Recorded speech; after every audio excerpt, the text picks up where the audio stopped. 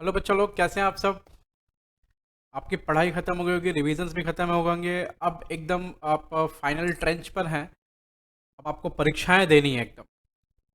इसी बीच एक छोटा सा वीडियो है AS13 का प्रॉब्लम एंड सोल्यूशन का, मैं अपलोड कर रहा हूँ। जिनको रिक्वायरमेंट होगी कि भैया AS13 मेरा ठीक से नहीं हुआ है या फिर कुछ क्वेश्चंस हमने नहीं करे हैं, तो एक बार जस्ट देख करके चले जाना। छोटा सा वीडियो रहेगा, 20-25 मिनट का, 30 मिनट का। उस छोटे से वीडियो में सारा का सारा AS13 का जो क्वेश्चंस होगा, जितना MTPs RTPs exam question RCI के मैट में, सब मैं करा दूंगा। गिन के 10-12 क्वेश्चंस होंगे। कुछ रिपीटेड भी रहते हो तो रिपीटेड क्वेश्चन लेके 10-20 क्वेश्चन होंगे, लेकिन 10-12 क्वेश्चन ही टेक्निकली रहेंगे। ठीक है, तो आपको बस एक काम करना है। आपको सिर्फ ये वीडियो 20-25 मिनट का ढंग से देख लेना है। ठीक है, और कुछ नहीं करना है। आप अपने एग्ज़ाम को बहुत अच्छे से दें, ये मेरी शुभकामनाएं आपके साथ है। एग्ज़ाम अच्छा से जाए, आप बहुत आशीर्वाद आपके साथ है। और एक चीज़ कहना चाहूँगा, जो इस चैनल पर नए हैं प्लीज़ इस चैनल को ज़रूर सब्सक्राइब करें, और जो पहली बार इस चैनल को पर आ रहे हैं वो इस चैनल के कंटेंट और भी देखें, स्क्रॉल कर करके आप चेक करें, देखें। अगर आप कंटेंट अच्छा लगे तो आप उसको यूज़ करें अपनी लाइफ में। जहाँ जहाँ आपको रिक्वायरमेंट है या जो भी रिलेवेंट लोग हैं उसको देख सकते हैं, वहाँ पर उनको भेजें। तो चलिए फिर हम स्टार्ट करते हैं बिना कोई समय गंवाए, और स्टार्ट करते हैं हमारा ये वीडियो। ठीक है, सबसे पहले मैं एक काम करूंगा कि आपको AS13 पर थोड़ा बहुत मैं हल्का फुल्का कुछ ना कुछ करा देता हूँ। जैसे देखो, AS13 बेसिकली ना किसके साथ डील करता है, इन्वेस्टमेंट के साथ डील करता है। ठीक है, और क्या क्या इसके अंदर कवर्ड नहीं है। तो इंटरेस्ट, डिविडेंड और रेंटल जो भी मिलते हैं ना, ये AS9 में कवर्ड है, वो यहाँ नहीं आते हैं। ऑपरेटिंग और फाइनेंस लीजेस पे जो एसेट्स का डीलिंग होता है वो इधर नहीं आता, वो AS19 में आता है। रिटायरमेंट बेनिफिट प्लान्स पर जो कुछ होते हैं इन्वेस्टमेंट, वो इधर नहीं आते, वो AS15 में आते हैं। Mutual fund, venture capital fund या फिर related asset management company, NBFC वगैरह, बैंक्स, पब्लिक फाइनेंशियल इंस्टीट्यूशंस जो सेंट्रल गवर्नमेंट या स्टेट गवर्नमेंट के अनुसार बने हैं, उन पर ये अप्लाई नहीं होता। Like bank, financial institution, mutual fund, इन पर अप्लाई नहीं होता। ये पॉइंट थोड़ा इंपॉर्टेंट है, इस पर क्वेश्चन आ सकते हैं। ठीक है, याद रखेंगे ये बात। डेफिनेशंस क्या क्या है। इन्वेस्टमेंट का मतलब, देखो मैं इन्वेस्टमेंट अकाउंटिंग पढ़ा रखा है मैंने, उसके अंदर डिटेल में पढ़ा रखा है। इन्वेस्टमेंट का मतलब asset held by enterprise for earning income, इसका मतलब होता है इन्वेस्टमेंट, और कुछ नहीं। अगर इन्वेस्टमेंट आप स्टॉक इन ट्रेड के तौर पर हेल्ड करके रखते हो तो उस पर AS2 अप्लाई होगा, ये अप्लाई नहीं होगा। फेयर वैल्यू का मतलब क्या होता है। फेयर वैल्यू का मतलब होता है कि नॉलेजेबल विलिंग बायर और नॉलेजेबल विलिंग सेलर के हिसाब से जो वैल्यू होगा वो फेयर वैल्यू होता है। Fair value is the amount for which an asset could be exchange between a knowledgeable willing buyer and a knowledgeable willing seller in an arms length transaction. Basically आप समझो, जिसका जिसका market value बहुत सारे assets का readily available नहीं होता है, रेडिली अवेलेबल नहीं होता है, उनके लिए हम लोग क्या यूज़ करते हैं, फेयर वैल्यू यूज़ करते हैं। मार्केट वैल्यू का मतलब है कि जो ओपन मार्केट में वैल्यू आपको पता चले उसको मार्केट वैल्यू कहते हैं। ये तो मैं थोड़ा एकदम स्पीड में जा रहा हूँ, याद रखना। इन्वेस्टमेंट दो तरह के हो गए, एक हो गया करंट इन्वेस्टमेंट और हो गया एक हो गया long term investment. Current investment का मतलब क्या हो गया, जो लेस देन 12 मंथ्स, इसको हम लेस और इक्वल टू 12 मंथ्स हम उसको हेल्ड कर रहे हैं, वो हो गया हमारा करंट इन्वेस्टमेंट। और लॉन्ग टर्म इन्वेस्टमेंट का मतलब है ग्रेटर देन 12 मंथ्स हम हेल्ड करें, उसको हो गया लॉन्ग टर्म इन्वेस्टमेंट। अब आ जाओ इधर। कॉस्ट ऑफ इन्वेस्टमेंट में वो सारा कुछ आएगा, stamp duty, purchase price, STT, सब कुछ इन्वेस्टमेंट में कॉस्ट में चला आएगा। अच्छा, कैरिंग अमाउंट का मतलब क्या होता है। कैरिंग अमाउंट का मतलब होता है बैलेंस शीट वैल्यू, जो बैलेंस शीट में दिखाते हैं। Carrying amount for current investment is the lower of cost and fair value. तो कैरिंग अमाउंट देखो दो तरह के एसेट्स का होगा। पहला, लॉन्ग टर्म इन्वेस्टमेंट का कैरिंग अमाउंट क्या होता है, लॉन्ग टर्म इन्वेस्टमेंट का कैरिंग अमाउंट होता है कॉस्ट। और शॉर्ट टर्म इन्वेस्टमेंट मतलब हमारा जो करंट इन्वेस्टमेंट होता है, कैरिंग अमाउंट होता है कॉस्ट या fair value, which ever is lower. ठीक है, इसका हम लॉन्ग टर्म इन्वेस्टमेंट को वैल्यू किस किस वैल्यू पर करते हैं, कॉस्ट पे करते हैं। लेकिन अगर मान लो उसके कॉस्ट में परमानेंट डिक्लाइन होने वाला है, जो टेम्पररी डिक्लाइन नहीं है, परमानेंट डिक्लाइन है, तो हम फिर क्या करते हैं, परमानेंट डिक्लाइन को एडजस्ट करके कॉस्ट से नीचे लेकर के आते हैं और फिर उस पर वैल्यू करते हैं। ठीक है, लॉन्ग टर्म इन्वेस्टमेंट को देखो लिखा हुआ एनी रिडक्शन, ये देखो ये दो चीज लिखी हुई है। any reduction to fair value is debited to profit and loss account. However, if fair value of investment is increased subsequently, then increase in the value of current investment up to the cost of investment is credited to profit and loss account and excess portion is ignored. सुनो जरा, जैसे मान लो कोई current investment है, उसकी cost है 100 और उसकी फेयर वैल्यू है, या एनआरवी बोल लो आप, एनआरवी है 80, तो वैल्यूएशन किस पे होगा? लोअर पे। लोअर मतलब 80 पे वैल्यूएशन होगा। मान लो बाद में उसकी वैल्यू बढ़ती है, फेयर वैल्यू बढ़ करके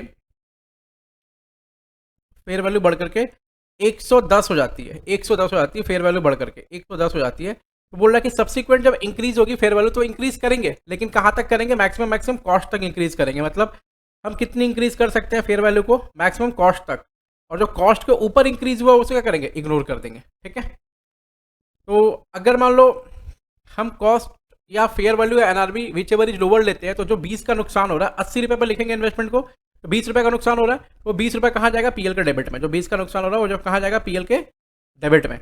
और अगर मान लो सब्सिक्वेंटली इंक्रीज हो रहा है कभी, तो इंक्रीज को हम जब रिकॉर्ड करेंगे तो 10 रुपया इग्नोर कर देंगे, बाकी जो हमारा बढ़ा हुआ है 20 रुपया वो कहाँ चला जाएगा? पीएल के क्रेडिट में। Long term investment usually carried at cost, लेकिन लॉन्ग टर्म इन्वेस्टमेंट को हम अगर डिक्लाइन होता है other than temporary in nature, तो कैरिंग अमाउंट को हम लोग क्या करते हैं? कम कर देते हैं, कॉस्ट को कम कर देते हैं, उस पर वैल्यू करते हैं। इन्वेस्टमेंट प्रॉपर्टीज क्या होता है? इन्वेस्टमेंट प्रॉपर्टी मतलब land and building that are not intended to be occupied substantially for use और in the operation of the investing enterprise. तो ये हम रेंट पे लगाते हैं, इसको हम लोग बोलते हैं इन्वेस्टमेंट प्रॉपर्टीज। तो ये थोड़ा बहुत मैं बस थोड़ा बहुत बता रहा हूँ, ज़्यादा नहीं बता रहा हूँ, एक लाइन बता रहा हूँ। उसका रिक्लासिफिकेशन इंपॉर्टेंट है। ये रिक्लासिफिकेशन में क्या बोल रहा है? अगर लॉन्ग टर्म इन्वेस्टमेंट है, लॉन्ग टर्म इन्वेस्टमेंट को रिक्लासिफाई कर रहा है, मतलब देखो पहली चीज, लॉन्ग टर्म इन्वेस्टमेंट को करंट इन्वेस्टमेंट पे लेकर के जा रहा है रिक्लासिफाई करके। ठीक है, तो transfers are made at lower of cost and carrying amount at the date of transfer. जिस दिन ये ट्रांसफर होगा उस दिन कॉस्ट और कैरिंग अमाउंट उन दोनों का लोअर देखने का। तो बेसिकली कॉस्ट पे ही होता है, लेकिन अगर कोई परमानेंट डिक्लाइन हो जाता है वैल्यू में इन्वेस्टमेंट के, तो हम क्या करते हैं? उस परमानेंट डिक्लाइन को कंसीडर करते हैं और कॉस्ट को कम करके कैरिंग अमाउंट पर लेकर आते हैं, बस और कुछ नहीं है। लेकिन अगर मान लो करंट इन्वेस्टमेंट है, वो current investment long term investment में तब्दील होता है, तो हम कॉस्ट या fair value which ever is lower लेते हैं, बस और कुछ नहीं है। ये हो गया आपका 5 मिनट के अंदर में AS13 का थोड़ा बहुत हल्का फुल्का रिकैप्सुलेशन। अब AS13 के क्वेश्चंस पर आते हैं बेटा, जल्दी जल्दी हम लोग आते हैं, क्वेश्चंस करते हैं कि क्या क्या क्वेश्चंस हैं AS13 के। आ जाओ, पहला क्वेश्चन है, unquoted long term investment is carried in the books at cost rupees 2 lakh रुपया। बोला 2 लाख रुपये पे हम अनकोटेड इन्वेस्टमेंट को बुक्स में दिखा रहे हैं। The published accounts of unlisted company received in May X1 showed that company was incurring cash losses with declining market share and the long term investment may not fetch more than 20,000। Long term investment है, long term investment की value को 2 लाख रुपया दिखा रहा है, लेकिन वो बोल रहा है कि परमानेंट डिक्लाइन होकर के वैल्यू 20,000 पर चली आएगी। तो लॉन्ग टर्म इन्वेस्टमेंट को वैल्यू किस पे करते हैं? जल्दी बताओ। लॉन्ग टर्म इन्वेस्टमेंट को वैल्यू करते हैं हम लोग हमेशा कॉस्ट पे, लेकिन अगर परमानेंट डिक्लाइन होता है वैल्यू ऑफ एन एसेट में, तो हम लोग क्या करते हैं? उस कॉस्ट को कम करके कैरिंग अमाउंट पर ले आते हैं। तो हमारा यहाँ पर कैरिंग अमाउंट कितना रुपया है? 20,000 रुपया है। इसका मतलब इन्वेस्टमेंट कितने पर वैल्यू होगा? 20,000 रुपये वैल्यू होगा, और 1,80,000 का लॉस कहाँ जाएगा? ये पीएल के डेबिट में जाएगा, और कुछ नहीं। यहाँ देखो यही लिखा हुआ है, आप इसको पढ़ लेना। On these basis, the fact of given case clearly says that provision for diminution should be made to reduce the carrying amount of long-term investment to rupees 20,000 in the financial statement for the year ended 31 मार्च 21। चलो, उसके बाद दूसरा number question है, बोल रहा है एक investment है 600 लाख का इक्विटी शेयर्स वाई में, equity shares of Y limited which is 50% which 50% is made in the long term category and the rest as temporary investment. बोला 50% लॉन्ग टर्म कैटेगरी में और रेस्ट टेम्पररी इन्वेस्टमेंट है। इसका मतलब है कि ये जो 600 लाख है ना, ये जो 600 लाख है, 600 लाख मैं लिख के देता हूँ, cost, NRV, long term investment और current investment. Long term investment में कितना बोल रहा है? 50% है, मतलब कॉस्ट 3 लाख रुपया और इधर 3 लाख रुपया कॉस्ट है। फिर बोला था realisable value for all such investment on 31/3/X1 200 lakh रुपए। बोला सारे इन्वेस्टमेंट का जितना इन्वेस्टमेंट बढ़ा ना, उन सभी इन्वेस्टमेंट का जितना इन्वेस्टमेंट है उन सभी इन्वेस्टमेंट का हमारे पास में जो वैल्यू आ रहा है ना, एनआरवी, जो एनआरवी आ रहा है वो एनआरवी कितना आ रहा है, वो एनआरवी बोल रहा आ रहा है 200 लाख रुपया। इसका मतलब है कि एनआरवी सारे इन्वेस्टमेंट का 200 लाख है। इसका मतलब इन दोनों का एनआरवी कितना होगा, 100 लाख 100 लाख। तो 100 लाख इसका, 100 लाख इसका एनआरवी। अब क्या हो रहा है, अब बोल रहा है कि क्यों ऐसा हो रहा है, क्योंकि Y limited lost a case of copyright, copyright का केस था, हार गया। और मार्केट कंडीशन बता रहा है कि reduction in the value of investment is not of temporary nature, ये टेम्पररी नेचर का रिडक्शन नहीं है। इसका मतलब ये क्या है, परमानेंट नेचर का रिडक्शन है, और ये रिडक्शन क्या होता है, चलता रहेगा। ठीक है, तो अब क्या करना है, इस परमानेंट नेचर का रिडक्शन है मतलब हमें सर करंट इन्वेस्टमेंट अगर हम ले रहे हैं तो उसमें हमको परमानेंट रिडक्शन का मतलब परमानेंट रिडक्शन से मतलब ही नहीं है। लेकिन लॉन्ग टर्म इन्वेस्टमेंट ले रहे हैं तो परमानेंट रिडक्शन से मतलब है। आप देखो यहाँ पर एनआरवी या फेयर वैल्यू इसको बोलते हैं, ये कितना है करंट इन्वेस्टमेंट में, इन दोनों में कंपेयर करेंगे, इन दोनों में, और यहाँ पर कितना अमाउंट आएगा, दोनों में कंपेयर करेंगे तो कितना अमाउंट पर लिखेंगे हम, बैलेंस शीट में किस वैल्यू पर लिखेंगे, 100 पर लिखेंगे बैलेंस शीट में। इसको बैलेंस शीट में किस पर लिखेंगे, 100 पर लिखेंगे। अगर 100 पर लिखेंगे मतलब लॉस कितने का हो रहा है, लॉस हो रहा है 200 का इस पे। इसको कितने कितने पर लिखेंगे, इसको भी सर बैलेंस शीट में 100 पर ही लिखेंगे। इधर भी लॉस कितने का हो रहा है, 200 का। इसमें हम लोअर नहीं देख रहे हैं, लेकिन इसमें हम लोअर देख रहे हैं। इसमें क्या देख रहे हैं, इसमें हम डिक्लाइन देख रहे हैं, कितने का डिक्लाइन हुआ है। इसमें हम सिर्फ डिक्लाइन देख रहे हैं और इसमें लोअर देख रहे हैं। इसमें हम सिर्फ डिक्लाइन देख रहे हैं और इसमें हम लोअर देख रहे हैं। देखो जरा, और यहाँ यही लिखा होगा इन्होंने, ये देखो करंट इन्वेस्टमेंट के लिए लिखा है और ये शायद लॉन्ग टर्म इन्वेस्टमेंट के लिए लिखा हुआ है। ठीक है, आप इसको देख लेना एक बार। उसके बाद क्वेश्चन नंबर 3, क्वेश्चन नंबर 3 अच्छा क्वेश्चन, आप करके जाना, मे भी आने का चांसेस हो। बोला innovative garment manufacturing company limited invested in the shares of another company on 1 October X3 eight a cost of 250। ठीक है, शेयर्स में इन्वेस्ट किया 2,50,000 रुपये कॉस्ट पे। कॉस्ट कितना है, 2,50,000 रुपये। It's also earlier purchased gold for ₹4 lakh and silver for ₹2 lakh. अच्छा, गोल्ड एंड सिल्वर भी परचेज किया, गोल्ड परचेज किया 4 लाख पे और सिल्वर परचेज किया 2 लाख पे। ठीक है, गोल्ड परचेज किया 4 लाख पे, सिल्वर परचेज किया 2 लाख पे। Market value on 31 March X4, 31 March X4 को मार्केट वैल्यू बता रहा है इतना इतना, ये मार्केट वैल्यू है। बोला कैसे इन्वेस्टमेंट को बुक्स ऑफ अकाउंट में दिखाएंगे आप बताइए, और AS13 का प्रोविज़न को आप कंप्लाई करिए, फॉलो करिए। सीधी सी बात है कि हमारा जो शेयर्स है 1 अक्टूबर X3 को हमने शेयर्स परचेज किया, 1 अक्टूबर X3 को हमने शेयर्स परचेज किया, और 1 अक्टूबर X3 को शेयर्स परचेज करने के बाद में हम उसको X4 में 31 मार्च X4 में हम देख रहे हैं। तो ये हमारा इन्वेस्टमेंट शॉर्ट टर्म हुआ कि लॉन्ग टर्म हुआ, ये बताओ मेरे को।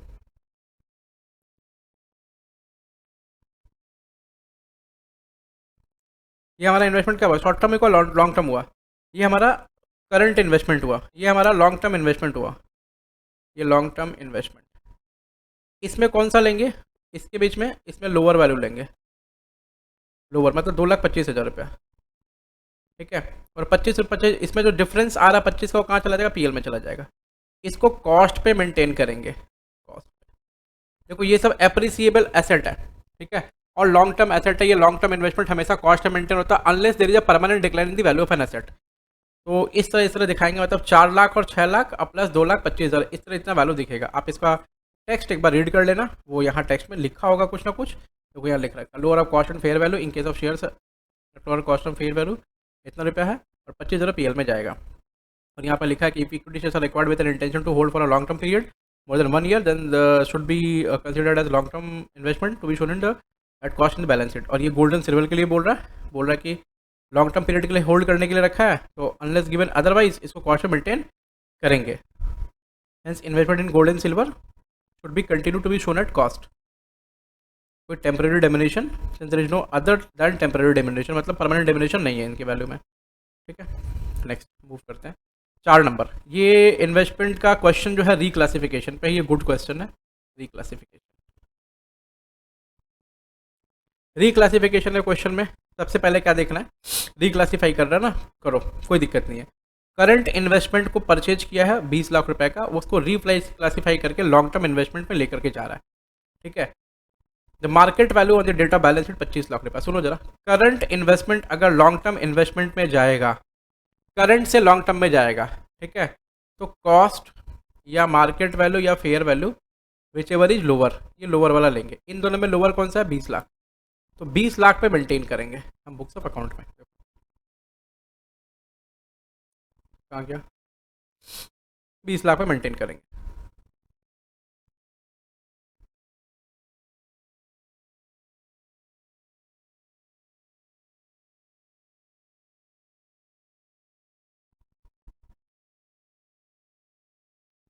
ठीक है, फिर बोल रहा है another portion of current investment purchase 15 lakh रुपए का, वो रिक्लासीफाई होकर के लॉन्ग टर्म इन्वेस्टमेंट में जा रहा है। तो 15 लाख हमारा क्या है, हमारा कॉस्ट है। ठीक है, 6.5 लाख बैलेंस शीट में मार्केट वैल्यू है, तो 15 लाख कॉस्ट हो गया, 6.5 लाख मार्केट वैल्यू हो गया। इन दोनों में जो लोअर हो गया वो क्या होगा, 6.5 लाख। ये बैलेंस शीट में दिखाएंगे हम, और बैलेंस का जो लॉस होगा 15 माइनस 6.5, वो पीएल के डेबिट में जाएगा, और कुछ नहीं। तो 15 माइनस 6.5 पीएल के डेबिट में डाल दो, 15 माइनस 6.5 देखो। Market value of investment is 66.5 lakh, which is lower than its cost. Therefore, the transfer to long-term investment should be carried in the books at the market value. The loss of rupees 8.5 lakh should be charged to PL account. बस, और कुछ नहीं।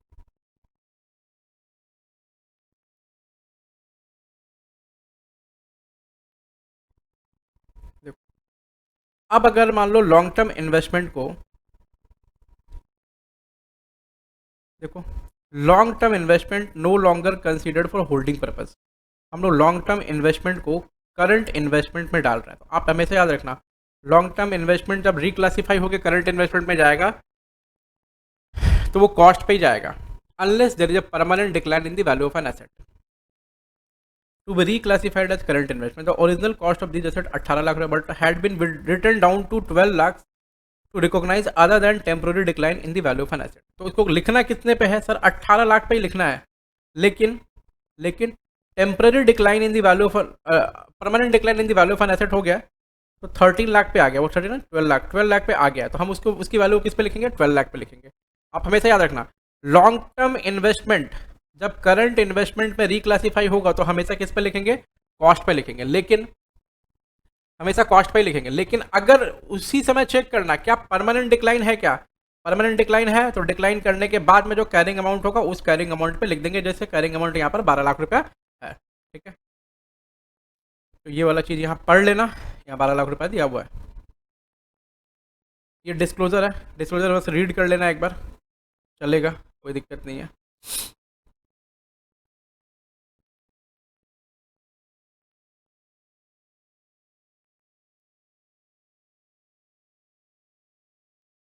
ये read कर लेना, ये long, ये reclassification वाला है, रिक्लासिफिकेशन वाला है।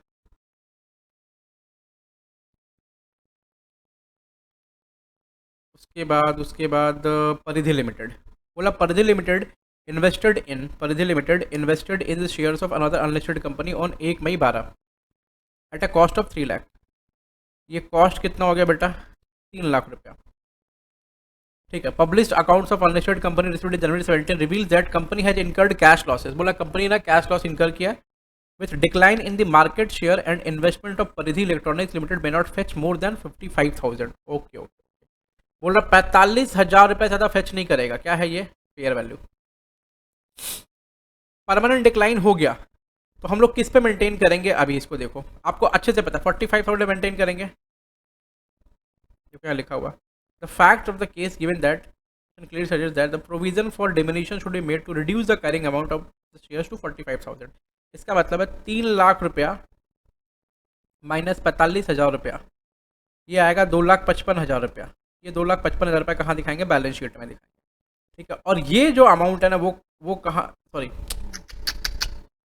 ये 2,55,000 रुपया कहाँ दिखाएंगे? पीएल के डेबिट में।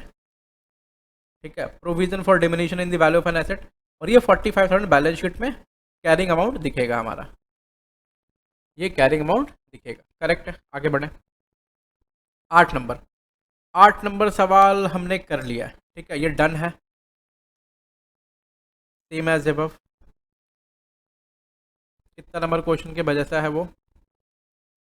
3 नंबर क्वेश्चन था शायद, I guess so. 3 number, 3 number question के जैसा है बेटा।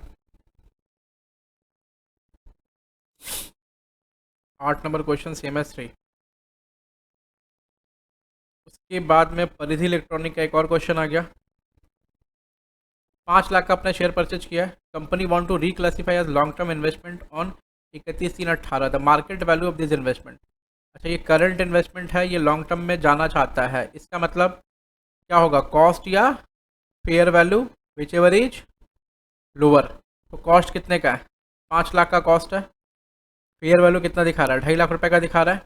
इसको मेंटेन किस पे करेंगे? बैलेंस शीट में। हम 2.5 लाख पे मेंटेन करेंगे, बैलेंस का पैसा 2.5 लाख रुपये कहाँ चला जाएगा? पीएल में चला जाएगा। आप इसको पढ़ लेना, यहाँ पे रीडेट कर लेना। देखो, ये इट्स अ गुड क्वेश्चन। मैंने जो ये पॉइंट बोला था ना, इसी पॉइंट पे शायद ये क्वेश्चन है, ये वाला पॉइंट, इस पॉइंट पे ये क्वेश्चन है।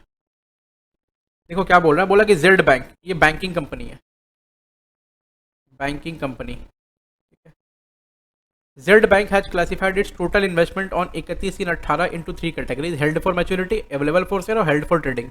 ठीक है, ये किसके अनुसार किया? उन्होंने आरबीआई गाइडलाइंस के अनुसार किया। ये किसके अनुसार किया बेटा? आरबीआई गाइडलाइंस के अनुसार किया है।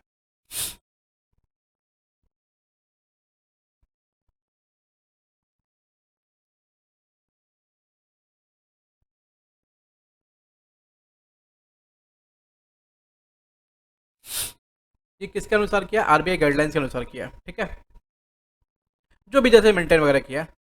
बोला you are required to comment whether the policy of the bank is in accordance with AS 13 या नॉट। सुनो ना, बैंकिंग कंपनी, देखो bank, insurance company, NBFC, mutual fund, इन सब पे इनका ओन लॉ है, ओन एक्ट है, प्लस प्लस आरबीआई का गाइडलाइंस है। ठीक है, आरबीआई का गाइडलाइंस है, उसके बाद में इंश्योरेंस के लिए इल्डा का गाइडलाइंस है। तो इन सब का जो अकाउंटिंग वगैरह मेंटेन होता है, इनके हिसाब से होगा।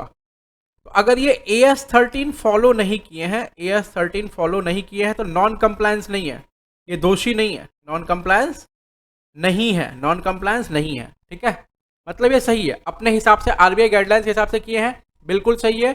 AS 13 का नॉन कंप्लायंस नहीं है। तो आपसे पूछा ना रिक्वायर टू कमेंट, आप बताएंगे इन इन लोगों पर अप्लीकेबल नहीं होता है, इन इन लोगों पर इनका खुद का लॉ या आरबीआई गाइडलाइंस अप्लीकेबल होता है, तो उनके गाइडलाइंस के अनुसार किए हैं, तो इसका मतलब they are correct in their treatment. ठीक है, hence no violation is made of AS 13, non compliance of AS 13।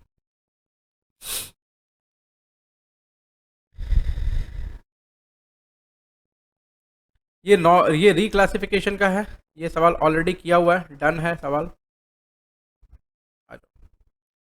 उसके बाद रिक्लासिफिकेशन का एक सवाल करा दिया मैंने आपको, डन है एकदम। ये भी क्वेश्चन नंबर 2 के अनुसार है, same as question number 2, question number 2 same as question number 2, शायद ये क्वेश्चन नंबर 2 के जैसा ही है, आई गेस सो। हाँ, सेम एज क्वेश्चन नंबर 2। ये आप कर लेंगे, रीड कर लेंगे, बस रीड ही करना एकदम। क्वेश्चन नंबर 2 की है, मतलब एकदम सही है, सब कुछ सही है, कोई दिक्कत नहीं।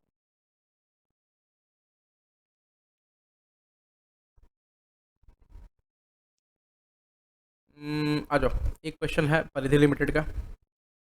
परिधि electronics limited invested in the shares of Dhansukh limited on 1 May 2020 at a cost of 10 lakh रुपए।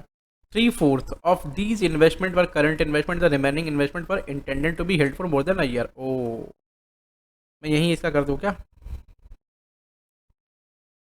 ये एक बार कर देता हूँ, देखो जरा, cost NRB, balance sheet value और लॉस।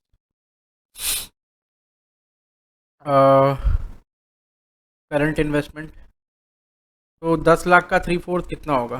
10 लाख का 3/4 इंटू 3/4, 7.5 लाख रुपये। 10 लाख का 3/4 कितना होगा? 7.5 लाख, डिवाइड बाई 4 इंटू 7,50,000, 7,50,000। उसके बाद लॉन्ग टर्म इन्वेस्टमेंट तब कितने का होगा? लॉन्ग टर्म इन्वेस्टमेंट होगा 2,50,000। उसके बाद में एनआरबी, एनआरबी देखो अभी आगे यहाँ तक तो कर लिया हमने। फिर बोला publish accounts of Dhansukh limited received in January 21 reveal that company has incurred cash losses with decline in the market share and investment of Paridhi Electronics may not fetch more than 750।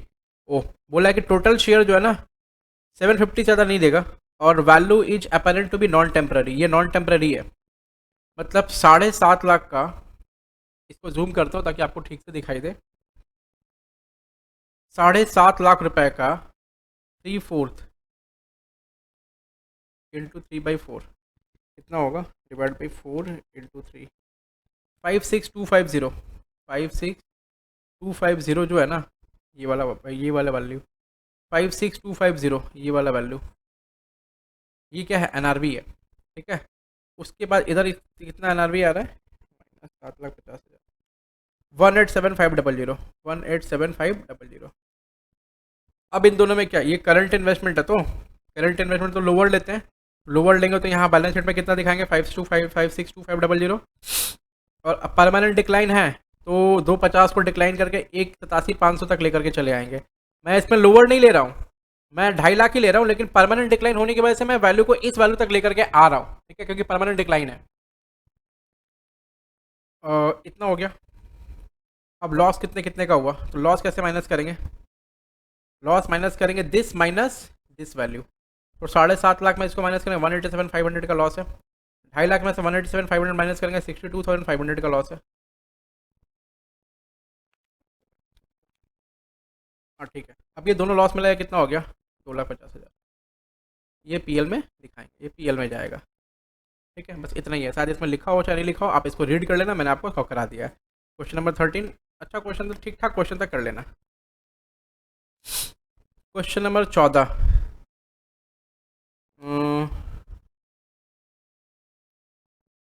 Normal question है। ये done है question already, normal question. उसके बाद mother mart limited, ये कब का question है? RTP नवंबर 22, reclassification का क्वेश्चन है।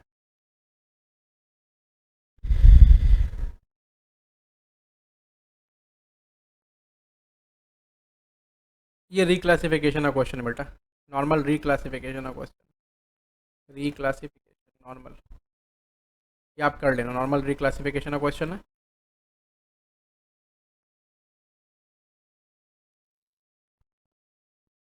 ओह, ये क्वेश्चन May 20 के एमटीपी में आया हुआ है। इट्स अ गुड क्वेश्चन, सुनो ज़रा, इसको देख के जाना।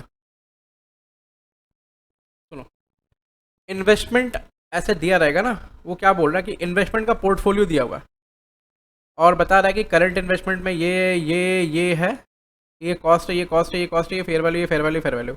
आपको कमेंट देना है। कंपनी ना क्या किया है, पोर्टफोलियो की वैल्यू को 30 लाख रुपये रखा है, being lower of cost of fair value, बोला कि लोअर और of cost of fair value, ऐसा रखा उन्होंने। देखो, हमेशा जो कैटेगरी वाइज याद रखना, हमेशा कैटेगरी वाइज हम लोग क्या करते हैं, हम लोग वैल्यू को रिपोर्ट करते हैं कैटेगरी वाइज, मतलब प्रेफरेंस शेयर, इक्विटी शेयर, अलग अलग ऐसे करके। तो हम कैटेगरी वाइज से ज़्यादा बेटर भी होता है क्या, इंडिविजुअल शेयर वाइज, ठीक है। तो इंडिविजुअल शेयर वाइज देखो ना, इसका वैल्यू कितना लेंगे? 5 लाख, इसका वैल्यू कितना लेंगे? 10 लाख, इसका वैल्यू कितना लेंगे? 12 लाख, ठीक है। ये सब जोड़ोगे कितना आएगा? 27 लाख रुपया, 27 लाख रुपया। ये करेक्ट वैल्यू है, ये करेक्ट वैल्यू है, ये बैलेंस शीट में दिखेगा ऐसे करके, इस वैल्यू के साथ में बैलेंस शीट में दिखेगा, ठीक है। आ जाओ, फिर बोल रहा है company wants to transfer 1,000 equities of C limited from current investment to long term investment. तो एट कॉस्ट ऑफ 15 लाख रुपया। तो 15 लाख पे ट्रांसफर कर सकता है करंट इन्वेस्टमेंट से लॉन्ग टर्म इन्वेस्टमेंट में, वो रिक्लासीफाई करना चाहता है तो कर सकता है क्या? नहीं कर सकता। ये वाला 15 और 12 में क्या है, लोअर कौन सा है? देखो हम लोग क्या करते हैं, जब करंट से लॉन्ग टर्म में आते हैं तो क्या करते हैं, कॉस्ट या fair value which ever is lower. लेकिन जब लॉन्ग टर्म से करंट में जाते हैं तो क्या करते हैं, कॉस्ट पे जाते हैं, लेकिन अगर परमानेंट डिमिनिशन हो रहा है तो वैल्यू को वहाँ से घटा देते हैं। ठीक है, तो इस पर कितना आएगा, इस पर 12 लाख रुपये ही आएगा। ठीक है, तो वो 12 लाख पे ही कर सकता है। इसको बस एक बार रीड कर लेना, इसमें यही लिखा हुआ और कुछ नहीं लिखा हुआ। तो क्या लिखा हुआ, एट 12 लाख नॉट 15 लाख। और ये जो है कि 30 लाख अप्रोप्रिएट नहीं है, 27 लाख रुपये ही होना चाहिए। यहाँ देखो लिखा है कैटेगरी वाइज करना चाहिए, उससे ज़्यादा अप्रोप्रिएट होगा, इंडिविजुअली करना अप्रोप्रिएट ज़्यादा होगा। निधि लिमिटेड डन है, डन डन डन डन। ये आप थ्योरी क्वेश्चन है, देख लेना, नॉर्मल है। एग्ज़ाम में 19 में आया हुआ है क्वेश्चन एक। इतना कुछ क्या दे दिया इसमें। ओके, एक एक करके आते हैं। बोल रहा portion of long term investment purchased on 1 March 17 are to be reclassified as current investment. Okay, ये लॉन्ग टर्म इन्वेस्टमेंट को, ये लॉन्ग टर्म इन्वेस्टमेंट को, लॉन्ग टर्म इन्वेस्टमेंट को क्या करना चाहता है, करंट इन्वेस्टमेंट पर लेकर के आना चाहता है। आप मेरे को एक बात बताओ, लॉन्ग टर्म इन्वेस्टमेंट किस पर वैल्यू होता है? लॉन्ग टर्म इन्वेस्टमेंट जब रिक्लासिफिकेशन होता है करंट इन्वेस्टमेंट में तो हमेशा कॉस्ट पर ही वैल्यू होता है, कॉस्ट पर ही लेकर के जाएंगे। लेकिन अगर permanent decline in the value of an asset हो गया, permanent decline in the value of an asset हो गया है, तो permanent decline in the value of an asset हो गया है तो उसको हम घटा देंगे। ठीक है, वहां तक। इसमें देखो क्या बोल रहा है, बोल रहा है कि करंट इन्वेस्टमेंट के तौर पर रिक्लासीफाई करना चाहता है। ओरिजिनल कॉस्ट है 14 लाख रुपए का, but had been written down by ₹2 lakh, तो घटा दिया गया है 2 लाख रुपए से। और वो अदर देन टेम्पररी नेचर का था, परमानेंट डिक्लाइन था। The market value of this investment on 15 June was ₹11 lakh. 11 lakh से मतलब है क्या, मेरे को बताओ ना। नहीं है क्या? आपको लग रहा है क्या? नहीं है। देखो, in this case carrying amount of investment और date of transfer is less than the cost, hence the reclassified current investment should be carried at ₹12 lakh only. क्योंकि देखो ना, करंट इन्वेस्टमेंट को ट्रांसफर करेंगे लोअर ऑफ कॉस्ट, देखो long term से current में transfer करेंगे तो लोअर ऑफ कॉस्ट या कैरिंग अमाउंट लेंगे। और लोअर ऑफ कॉस्ट या कैरिंग अमाउंट बोलने का क्या मतलब है कि कॉस्ट पे ही लेना है, लेकिन अगर कभी परमानेंट डिक्लाइन किया है तो डिक्लाइन करने के बाद जो कैरिंग अमाउंट आ जाएगा फिर उस कैरिंग अमाउंट पर लेना पड़ेगा, और कुछ नहीं बेटा। ठीक है, तो पहला नंबर आपको समझ में आ गया, 12 लाख पे लेना है।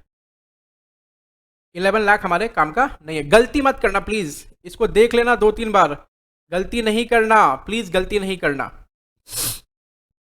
फिर बोला another portion of long term investment purchase 15 January 17 are to be reclassified as current investment. The original cost है 7 लाख का, but had been written down to 5 lakh rupees. The fair market value है 15 जून को 4.5 लाख रुपये। हमको किस पे लेना है, सुनो ना, हमें लेना रहता है लॉन्ग टर्म इन्वेस्टमेंट को फिर से करंट में डाल रहा है तो कॉस्ट पे लेना रहता है 7 लाख, लेकिन वैल्यू को उसने रिटर्न डाउन करके 5 लाख तक ले आया है कैरिंग अमाउंट को। तो कैरिंग अमाउंट अभी कितना दिख रहा है, 5 लाख रुपया। तो हम किस पे लेंगे, वैल्यू घटाया वाले कौन सा, कैरिंग अमाउंट 5 लाख, तो 5 लाख पे लेंगे। Carrying amount of investment on the date of transfer less than the cost, hence this reclassification be carried at 5 lakh in the books. Please देख कर जाना, प्लीज गलती नहीं करना, प्लीज देख करके जाना। करंट इन्वेस्टमेंट को क्या कर रहे हैं हम लोग, लॉन्ग टर्म में ट्रांसफर कर रहे हैं। ठीक है, 7 लाख रुपया क्या है हमारा कॉस्ट है, 7 लाख का कॉस्ट है। मार्केट वैल्यू 6 लाख रुपया, 6 लाख। फेयर वैल्यू ऑन 15 जून 8.5 लाख रुपया। ठीक है, वो फेयर वैल्यू बोल रहा है 8.5 लाख रुपया।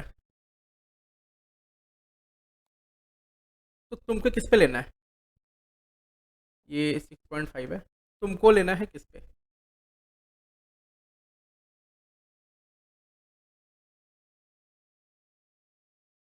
किस दिन हो रहा है ये चेक करो ना। ये 15 जून को हो रहा है, प्लीज़ आप हमेशा ध्यान रखें किस दिन ट्रांसफ़र हो रहा है। ये डेट है, ये डेट ऑफ ट्रांसफ़र है, इस दिन ट्रांसफ़र हो रहा है। तो इस दिन का फेयर वैल्यू कितना है, इस दिन का फेयर वैल्यू है 8.5 लाख रुपया। 31 मार्च 18 को हमारा जो वैल्यू उससे हमको मतलब नहीं है। ठीक है, क्योंकि ये क्या, ये करंट इन्वेस्टमेंट से लॉन्ग टर्म में जा रहा है, करंट इन्वेस्टमेंट से लॉन्ग टर्म में जा रहा है। तो हमें कितना कितना लेना, ये नहीं लेना होगा, फिर हमें 8.5 लाख रुपये लेना पड़ेगा और 7 लाख रुपये, तो दोनों में लोअर कौन सा, 7 लाख रुपये, 7 लाख रुपये दिखाएंगे।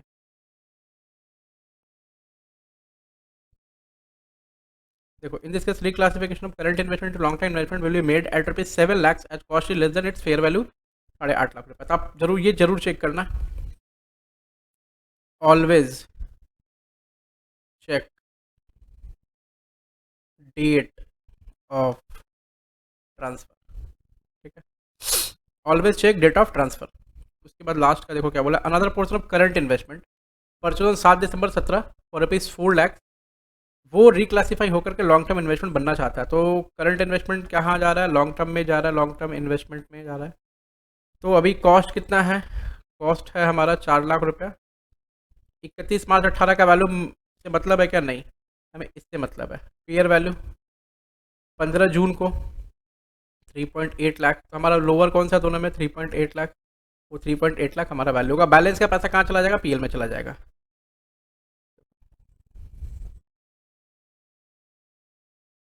उसके बाद मे 19 में को क्वेश्चन आया था कि as per provision of AS 13 current investment is an investment that is by its nature is readily realisable and is intended to be held for not more than 6 months. अगर डेट ऑफ सच इन्वेस्टमेंट, ये तो ऐसे ही false दिख रहा है आपको, ठीक है, लेस और इक्वल टू 12 मंथ होना चाहिए। तो ये पूरा लिखना डिटेल में आप। एग्जाम नवंबर 20 में क्वेश्चन आया हुआ है, limited invested in the shares of XYZ Limited on December 19 at a cost of ₹50,000. Out of these shares, 25,000 shares were purchased with an intention to hold them for more than 6 months for 6 months. अच्छा, and 25,000 hold them long term. अच्छा ठीक है, बोला 25,000 share क्या है, short term है, और 25,000 share क्या है, लॉन्ग टर्म है। उसके पास में क्या है, गोल्ड भी है 1 लाख रुपए का और सिल्वर भी है 30 लाख रुपए का। चलो ठीक है, शेयर्स बोल रहा है decline in the value of shares is temporary, ओ टेम्पररी नेचर का है। देखो ये टेम्पररी नेचर का डिक्लाइन है, तो अभी बताओ मेरे को, ये जो 50,000 रुपये का शेयर है, ठीक है, 25,000 रुपये का शेयर है और 50,000 रुपये का शेयर है ना,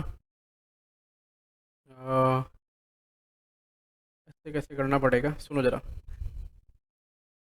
ये 25,000 रुपये कॉस्ट, ये 25,000 रुपये कॉस्ट, ठीक है, ये लॉन्ग टर्म, ये शॉर्ट टर्म यानी करंट इन्वेस्टमेंट। उसके बाद जो वैल्यू है ना 43,500 का, उसको 50 कर लो, 47,500 को डिवाइड बाई 2 कर लो, 23,750 रुपया। तो शॉर्ट टर्म में जो है ना 23,750 रुपया जो है क्या, NRV है। तो इन दोनों के लोअर वैल्यू पर लिख देंगे उसको, यानी 23,750 लिखेंगे इसको। लेकिन ये परमानेंट नेचर का नहीं है, टेम्परेरी नेचर का है, तो ये किस पर मेंटेन होगा, कॉस्ट पर ही मेंटेन होगा, ठीक है। और सिल्वर का हमें मार्केट वैल्यू दिया, हमको उससे मतलब ही नहीं है, तो सिल्वर भी हमें, सिल्वर जो है गोल्ड एंड सिल्वर, वो हमें ये दोनों का दोनों कॉस्ट पे ही लिखा जाएगा। कॉस्ट कितना कितना है उसका, 1 लाख और 30 लाख रुपये, बस हो गया। तुम यहाँ देख लो, देखो ये कर रखा है उन्होंने, ये देखो कर रखा है एट बुक 25,000 रुपये, ये दोनों कर रखा है। गोल्ड एंड सिल्वर जो है ना वो किस पे होगा, लॉन्ग टर्म इन्वेस्टमेंट है, तो should be continue to shown at cost and other than permanent अगर होगा डिमिनेशन तो घटाएंगे, नहीं तो 1 लाख रुपये और 30 लाख रुपये पर ही दिखाएंगे। आप रीड कर लेना बस स्टेटमेंट एक बार, और कुछ नहीं है, ठीक है। बस 1-2 मिनट और दे दो मेरे को, बस हो ही गया ख़त्म, 1-2 ही क्वेश्चन है शायद, यही है और कुछ नहीं। देखो एक ये क्वेश्चन है, रिक्लासिफिकेशन का क्वेश्चन है, बोल रहा है कि long term investment in the company A costing ₹10.5 lakh is to be reclassified as current investment. The company had reduced the value of this investment to ₹9 lakh to recognize a permanent decline in the value. Okay. Long term investment है, reclassify हो रहा है current में, okay. Cost 10 lakh रुपया, हमको लेना किस पे, कॉस्ट पे, लेकिन अगर परमानेंट डिक्लाइन हो तो चेक कर लो, परमानेंट डिक्लाइन होकर के वैल्यू कितना हो गया, 9 लाख रुपया। Fair market value on the date of reclassification, हमको इससे मतलब ही नहीं है, हम लोग किस पे लिखेंगे इसको, 9 लाख पे। लॉन्ग टर्म इन्वेस्टमेंट कंपनी है 14 लाख रुपए का, रिक्लासीफाई होकर के वो करंट में जाना चाहता है, और रिक्लासिफिकेशन पर उसकी वैल्यू कितनी है, 16 लाख की, बुक वैल्यू कितनी है उसकी, 14 लाख की, तो हम इसको इस पर लिखेंगे 14 लाख पे, ठीक है। करंट इन्वेस्टमेंट है कंपनी में 12 लाख रुपए का, रिक्लासीफाई होकर लॉन्ग टर्म में जा रहा है। Market value on the date of transfer 13.5 lakh रुपए, तो बेसिकली हम इसको 12 लाख पे लिखेंगे। करंट इन्वेस्टमेंट का कॉस्टिंग 18 लाख रुपए, रिक्लासीफाई होकर लॉन्ग टर्म में जा रहा है, तो मार्केट वैल्यू 16.5 लाख, अब इसको 18 लाख पे ही लिखेंगे बस। अब अगर वो 16.5 लाख पे लिखा रहेगा उसको गलत है इसका मतलब।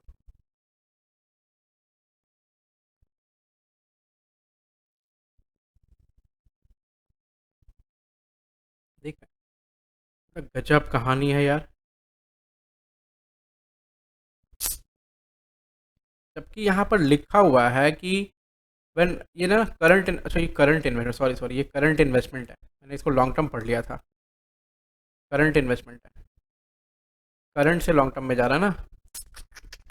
तुम देख लो, अगर ये लॉन्ग टर्म बोलता ना, लॉन्ग टर्म से करंट में जाने को बोलता तो हम इसको 18 पे ही रखते, सीधी सी बात है। मार्केट वैल्यू से मतलब ही नहीं मेरे को, मैंने वही देखा था, ये करंट है तो करंट से लॉन्ग टर्म में जा रहा है ना, तो ये किस पे जाएगा, ये 16.5 पे जाएगा। ठीक है, चेक कर लेना, सबका सब सही होगा। आ जाओ। Mister Mohan has invested some money in various mutual fund, वो बहुत सारे म्यूचुअल फंड में पैसा इन्वेस्ट किया है, और वो जो पैसा इन्वेस्ट किया है उस पैसे का, इन्वेस्टमेंट का ये जो वैल्यू है वो दे रखा है। डेट ऑफ परचेज 1/5/17, 5/8/20, 1/1/21 और 7/5/20। You are required to classify his investment in accordance with AS 13 revised value of investment in mutual fund on 31/21 को। ओ भाई, ओ भाई, पहले तो कॉस्ट में सब ऐड कर दो। यहाँ टोटल कॉस्ट कितना हो जाएगा देखो, नीचे उन्होंने किया होगा डिटेल में एकदम, क्योंकि यहाँ वो लोग करके रखे हैं। ठीक है, ये 50,220, ये हो जाएगा 25,175, ये हो जाएगा 75,375, ये हो जाएगा 70,200, 300, 7 3 10 25, 70,325। मैंने कैलकुलेटर पे यूज़ नहीं किया, मुंह से ही कर दिया। देखो वैल्यू सही है ना, चलो सही है, सही है, सही है, सही है। ये मार्केट वैल्यू हो गया, समझो। ये देखो, ये लॉन्ग टर्म है, ये करंट इन्वेस्टमेंट है, ये करंट इन्वेस्टमेंट है, 5/8/20 को लिया ना करंट इन्वेस्टमेंट, ये भी करंट इन्वेस्टमेंट, रिक्लासीफाई कर लो। ये तो भाई कॉस्ट पे ही जाएगा, मार्केट वैल्यू पे है ना, 50,000, 20,000 इतना कॉस्ट पे। लॉन्ग टर्म से किस में जाएगा, ये लॉन्ग टर्म से किस में जाएगा, शॉर्ट टर्म में।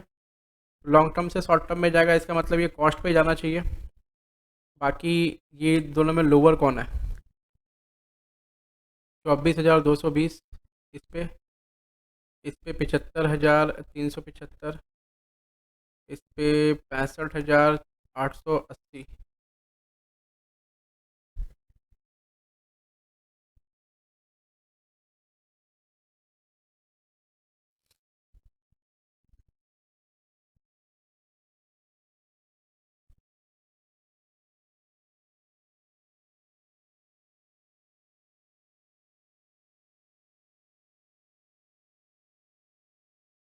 इसको रिक्लासिफिकेशन नहीं कर रहा, सिर्फ क्लासीफाई करने के लिए बोला है। तो क्लासीफाई करने के लिए बोला है मतलब सिर्फ आपको बताना लॉन्ग टर्म है कि शॉर्ट टर्म है। मतलब ये आपके आंसर का पार्ट ये है, ये वाला है, और ये आपको बनाना है, और ये आपको निकालना है, इस वैल्यू पे मेंटेन होगा। 3 चीज़ यहाँ देखो क्या क्या किया उन्होंने, ये कैरिंग वैल्यू, ये सब सही है। तो टोटल इन्वेस्टमेंट का वैल्यू कितना आ जाएगा, ये जोड़ देंगे टोटल आ जाएगा। पहले क्लासीफाई करने का मतलब लॉन्ग टर्म शॉर्ट टर्म बताना है, लॉन्ग टर्म और कैरिंग इन्वेस्टमेंट, करंट इन्वेस्टमेंट है कि नहीं। The reduction the value temporary is reduction value, ठीक है जो भी है।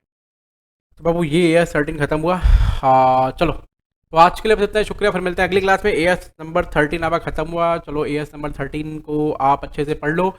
All the best for your exams, bye, good night.